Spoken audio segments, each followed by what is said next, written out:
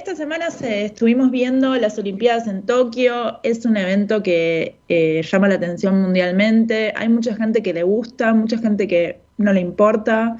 A mí personalmente me divierte, las estoy mirando. ¿Mis compañeras ven las Olimpiadas?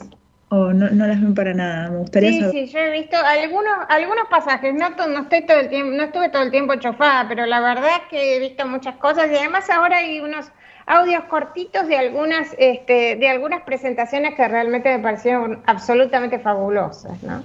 Están buenas. Además de los comentarios, porque creo que hay mucho para hablar sobre las Olimpiadas, no solo en lo deportivo estrictamente o en el rendimiento deportivo o sobre los ganadores y ganadoras. Totalmente. Hay mucha tela para cortar. Y, a ver, ¿qué pasa? Es una institución que tiene un montón de años, es una institución que en algunos puntos es bastante progresiva, pero en muchos puntos es muy conservadora. Se dividen en mujeres y varones y los cuerpos están en exposición todo el tiempo y se pesan, como toda una serie de cosas que en cualquier otro contexto no la veríamos o la veríamos como mal. De repente en este contexto están autorizadas y están visibilizadas, pero por ejemplo no vemos cuerpos diversos en muchos sentidos. La diversidad es algo que está súper afuera, como por ejemplo lo que pasó en Rusia hace unos años que sabíamos que en Rusia la homosexualidad está prohibida, entonces los atletas y las atletas que son gays, lesbianas, etcétera, era un problema y la verdad es que hubo un poco de escándalo mundial, pero las Olimpiadas se hicieron igual. Cuando, por ejemplo, ahora estaba leyendo que Rusia quedó afuera por una cuestión de dopaje y no sé qué, o sea, como que no se le dio tanta importancia. Y hay muchas cuestiones en relación al cuerpo y pensándolo en relación a la ESI, en esta necesidad de volver a meter el cuerpo en los fenómenos sociales y en la educación y en todas las situaciones, que de repente toman visibilidad. Hace unos años, por ejemplo, una atleta china estaba diciendo que no se había dado cuenta de que había ganado, porque estaba tan metida en lo que estaba haciendo que le dijeron, ¿qué pasa que ganaste? Y entonces se pone muy contenta y dice, ay, pero yo estoy menstruando en este momento. Como que no lo podía creer. Y fue un escándalo mundial de que esté hablando de menstruación en los medios y en relación a lo deportivo, cuando claramente es algo que influye mucho en los cuerpos de las personas que menstruan. Cómo te sentís para competir, cómo performás, etcétera. Y otras cosas que, pensándolo también en relación a otras columnas que hemos hecho, por ejemplo, en relación al activismo gorde, pasa mucho que decimos que las personas delgadas y con cuerpos musculosos son saludables y son deportivas y son activas, y las personas que son un poco más grandotas, un poco más gordas, no lo son, y vemos que acá depende del deporte, que tenemos las gimnastas de gimnasia artística que son delgadísimas y después tenemos a quienes están en deportes más de levantar peso o de otro tipo de disciplina que son personas más gordas y no podés decir que ninguna de las dos lleva un estilo de vida poco saludable, entonces es como una buena evidencia para quien está todavía sosteniendo eso. Claro. Y también pasa que hay una gran diferencia entre cómo se trata a las mujeres y cómo se trata a los hombres. Empecemos porque está dividido en esas dos categorías que son binarias. Pero, por ejemplo, por empezar con algo, la gimnasia artística de mujeres incluye un montón de cuestiones de flexibilidad y de como exigencias que la de los hombres por ahí tiene que ver más con la fuerza o con la agilidad, y no porque el cuerpo necesariamente sea distinto, porque hay cuerpos que son más flexibles y cuerpos que son menos flexibles, pero eso no necesariamente tiene que ver solamente con el sexo. Eh, y además de eso, hay cuestiones de uniformes, cuestiones de protocolos. Es una institución muy protocolar. Entonces, pensando en todas estas reglas tan estrictas, en todas estas cuestiones tan tradicionales, que no cambian, que si vemos un video de gimnasia de los años 70, yo esta semana me colgué mirando videos a través de las épocas, cómo son las Olimpiadas, son bastante parecidos. O sea, hay cosas que cambiaron y cosas que no. Pero este año aparecieron un montón de cosas y se pusieron sobre la mesa un montón de cosas para discutir, y para eso nos comunicamos con Jeremías Llobet, que es profe de educación física, es especialista en ESI, entonces tiene una mirada en mi opinión, bastante interesantes sobre lo que ocurre en las Olimpiadas. Porque yo, por ejemplo, miro las Olimpiadas desde la ignorancia de una persona que le divierten, le gustan y lo chusmea, y por ahí tengo una crítica en relación a la perspectiva de género, pero él trabaja con la educación física en las escuelas hace un montón y me pareció interesante qué tenía para decir. Vamos con la primera pregunta y la primera respuesta, a ver qué nos cuenta Jeremías. Bien, los audios 1 y 2, entonces vamos a escuchar. Si pensamos en los Juegos Olímpicos en relación a la perspectiva de género y a la equidad, ¿qué cambió en estos Juegos respecto de los anteriores o qué es lo que viene cambiando y qué te parece que todavía no cambió y deberíamos trabajar para que suceda en los próximos Juegos? Buenas, mi nombre es Jeremías y en cuanto a la pregunta creo que hay dos datos interesantes que nos dejan estos Juegos Olímpicos. El primero tiene que ver con la primera persona transgénero a la cual se le permite competir, estamos hablando de la neozelandesa Laurel Hubbard, y el segundo tiene que ver con el porcentaje de varones y de mujeres en el total de todos los competidores, que se acerca al 50%. Son dos cambios que vemos en la actualidad y en comparación a otros Juegos Olímpicos que esperanzan, creo yo, que no son suficientes, no alcanza, porque hoy día todavía hay personas intersex, por ejemplo, a las cuales no se le permite competir, como es el caso de Caster Semenya. Y creo que son cambios que responden necesariamente a empujes sociales, a reivindicaciones que se dio dentro de las sociedades, dentro de las culturas y que llegó, en este caso, al Comité Olímpico Internacional. Bien, a ver, varias cosas para pensar en relación a lo que plantea Jeremías, que me parece súper interesante. Primero, en relación a la inclusión de la atleta trans, es un tema que dentro del ámbito deportivo da mucho para discutir porque el argumento es siempre que los hombres biológicamente tienen más fuerza y las mujeres tienen menos fuerza, entonces tienen que estar en categorías distintas y que una persona que nació con pene va a tener siempre más fuerza, como una cosa en relación a lo biológico.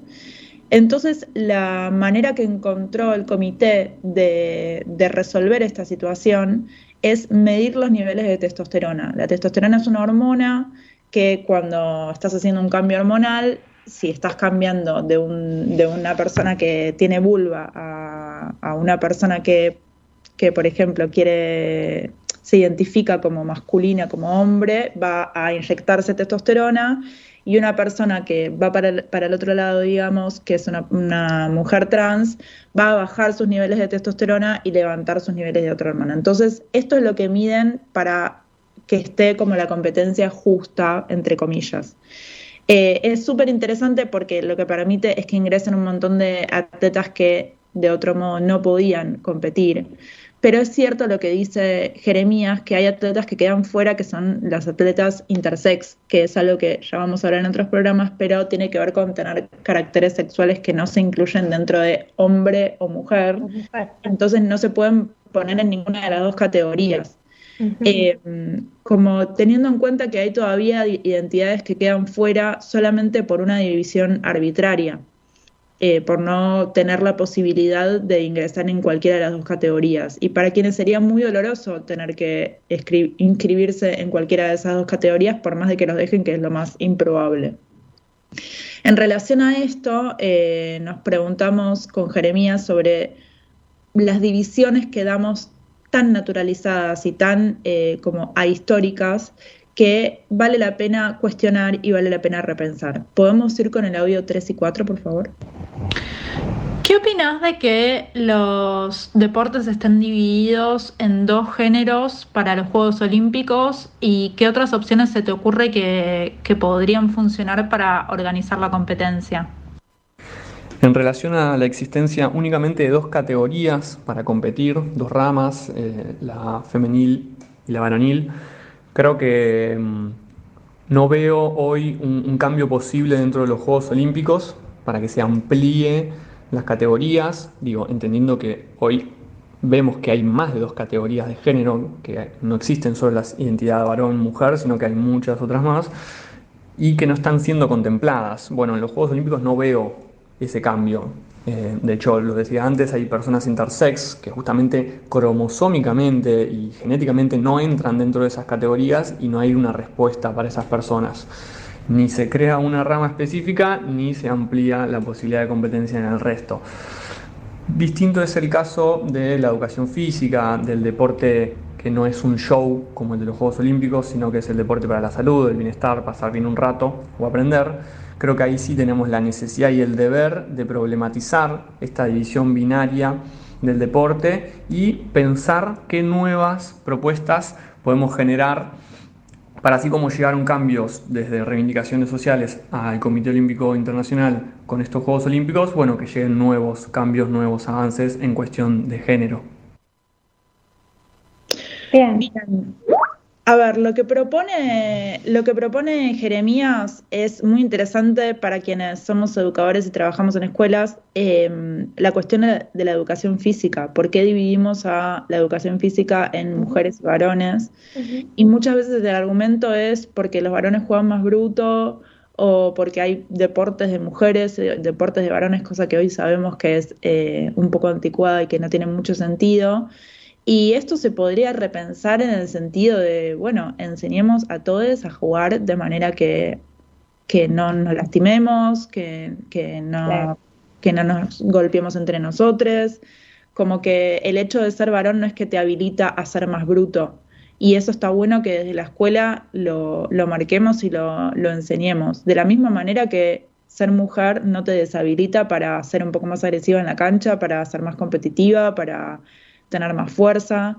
Entonces estaría bueno empezar a repensar estas divisiones, también para repensar el contacto físico entre nuestros alumnos. Justo en este momento estaría bueno pensar cómo estamos haciendo la educación física con distanciamiento social, pero para poder pensarlo en general, son situaciones en donde hay contacto entre los cuerpos. Entonces, en lugar de tenerle miedo a esa situación y corrernos de esa situación y decir, ay no, que no se toquen porque después pasan cosas y no sé qué, podemos hablar de eso, podemos hablar de consentimiento, hablar de consenso y hablar del respeto por el cuerpo de la otra persona. Y si tenemos esas bases, podemos hacer tranquilamente una clase de educación física sin que nadie se lastime, sin que nadie se sienta violado ni faltado el respeto ni agredido.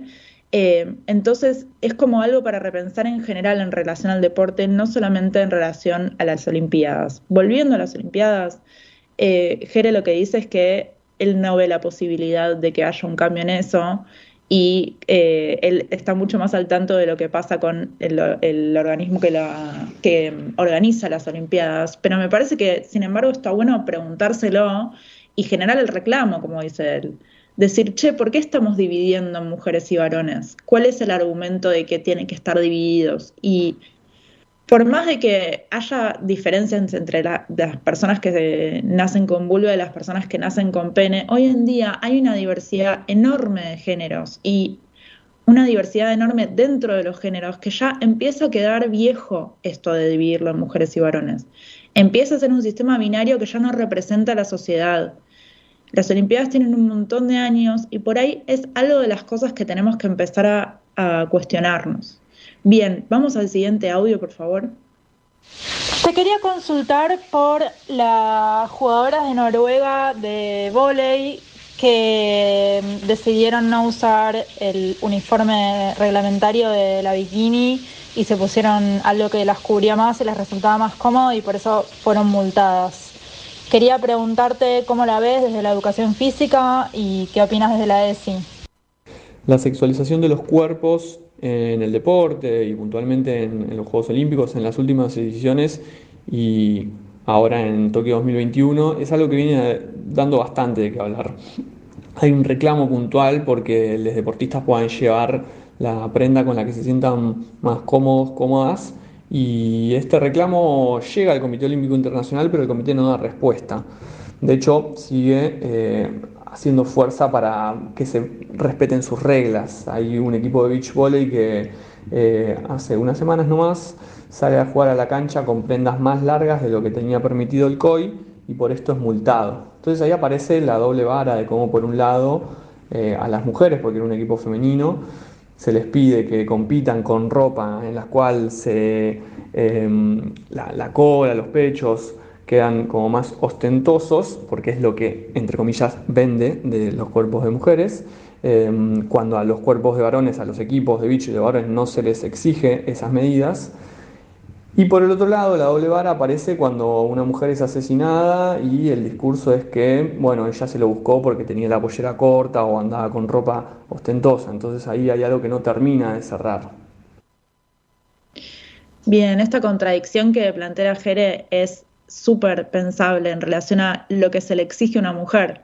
Que si está haciendo gimnasia tiene que mostrar la cola, pero que si está en la calle tiene que andar cubierta porque si no, si la violan es culpa de ella misma. La verdad, súper interesante lo que nos plantea y para repensar el tema de los uniformes en general. Yo cuando iba a la escuela me hacían poner pollera y tenía muchas compañeras que no las dejaban poner pantalón. ¿Cómo se juega en el patio con pollera? ¿Cómo podés jugar y estar tranquila sin que te vean? Digo para pensarlo en relación a los uniformes en general y no solamente en las Olimpiadas. Pero bueno.